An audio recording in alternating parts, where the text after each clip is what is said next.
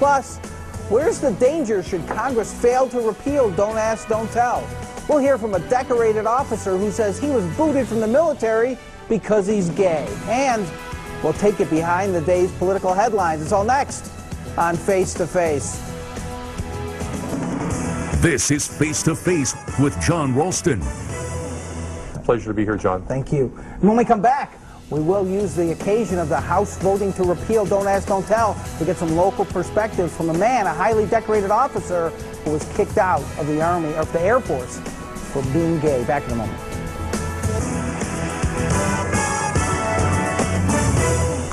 Welcome back across Nevada to Face to Face. Today, the House of Representatives voted to repeal the policy that prevents people from being openly gay and serving in the military. It was a big vote, but the Senate's not going to take up for a little while. They will take it up before the Christmas recess, we hope. A Las Vegas attorney says the military's in trouble should the Congress fail to repeal that policy.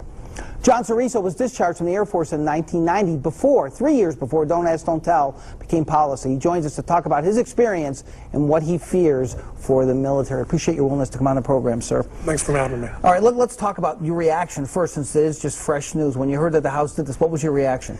I'm very glad to see that it's finally moving forward. I'm hoping that the Senate will get a clue, just like the House did, because attaching it to the spending bills clearly wasn't going to work. To talk about, you think that there's some very deleterious effects on the military if this is not repealed. I mean, it's been in existence now for 17 years. And it's been a horrible policy for all 17.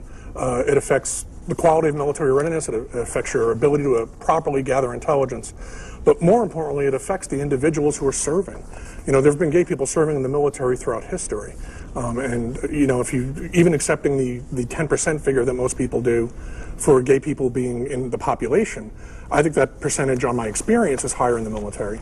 But now you're talking, there's how many people serving. Let's say there's 100,000 over in Afghanistan. At least 10,000 of them are gay. You know, and those people are being crippled in a cruel and unusual way. That the government just doesn't do to anybody else. Crippled by having to have the burden of hiding who they really are, in addition to being in a war zone. Right. And, you know, there's not enough stress with being shot at, you know, on a hill in Afghanistan. Now you're talking about, you've got your husband, your domestic partner, your lover. They're back in the States. They're worried about you. You're worried about them. And you can't communicate and do it in the open manner that anybody else would. You have to change pronouns. You have to come up with codes. You got to do all kinds of stupid things because you don't have enough stress to deal with already.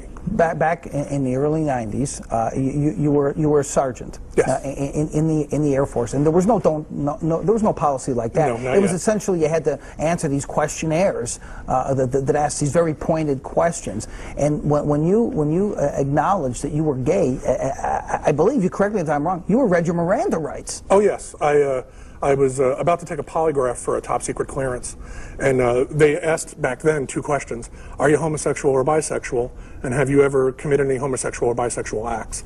And knowing that I was going to fail those, I decided to tell my security officer, who immediately pulled out his Miranda card. Miranda, you know, just the way they do on TV. You know, you have the right to remain silent, etc. They repossessed my military ID card. It was pretty horrendous.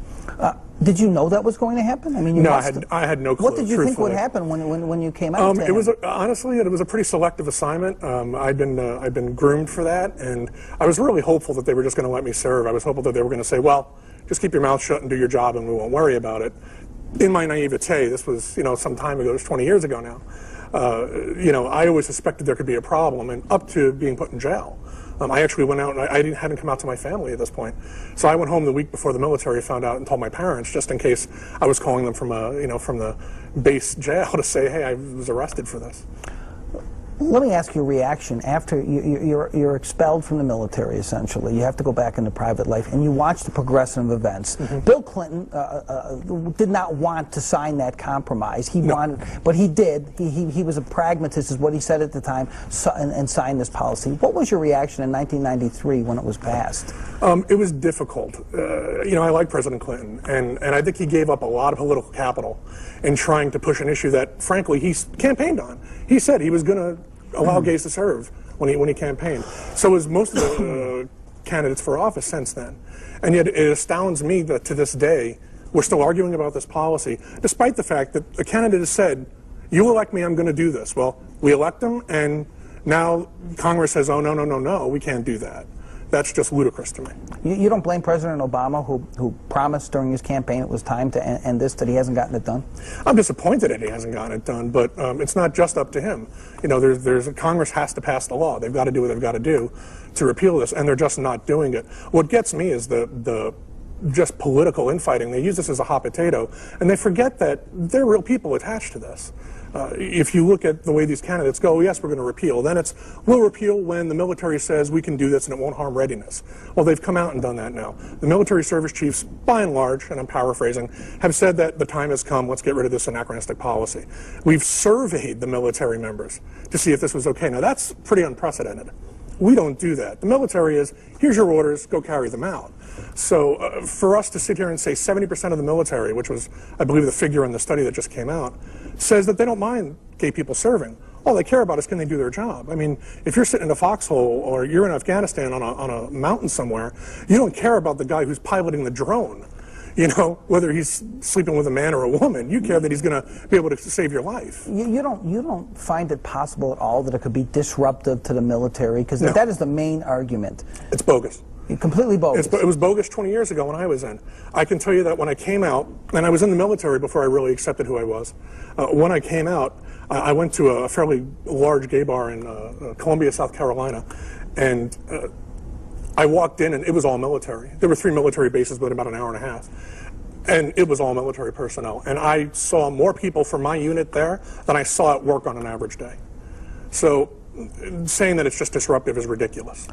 Did you talk to people now who are in the military who are gay and having to deal with this policy? Absolutely. And tell me what they tell you. You know, the problem has been, at least in my professional life as a lawyer, I've had a number of gay service members who come to me, they're in the process of getting a divorce.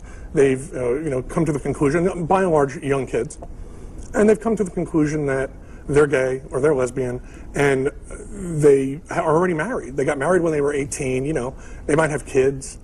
And because their career is on the line, they can't fight the way a standard person would be able to fight in court. I can't go to the mat for these people because if I do, the wife's going to stand up and say, hey, he's gay. And there goes his career. It's out the window. And that to me is pretty fundamentally unfair. I think the best example of the way it comes out, though, is if you think about the folks who are here who have lovers who are in Afghanistan, in Iraq, your lover is killed or injured, and your spouse, the person you love the most in the world, the person you need to be able to recover, you need that emotional support, can't even get on base. They're not a family member. They're not entitled to survivor benefits, you know, if you're killed. And they can't assist you in your recovery. Because if they do, that's it, you're done. Your career is over. How you can ask somebody who's being shot at and risking their lives for our freedoms to go ahead and just punish themselves that way doesn't make any sense. And if it affected readiness, I'd be all about it. I can understand then. But these are the same arguments they were using to keep blacks from integrating with whites in the military. It's the same exact People arguments. have used that argument with the civil rights movement. Mr. Cereso, I really appreciate your willingness to be so open about your story here on the program, and we'll be pleasure. watching along with you. Happy holidays to you. Thanks Happy for holidays coming to on. you. Thanks. When we come back, we're going to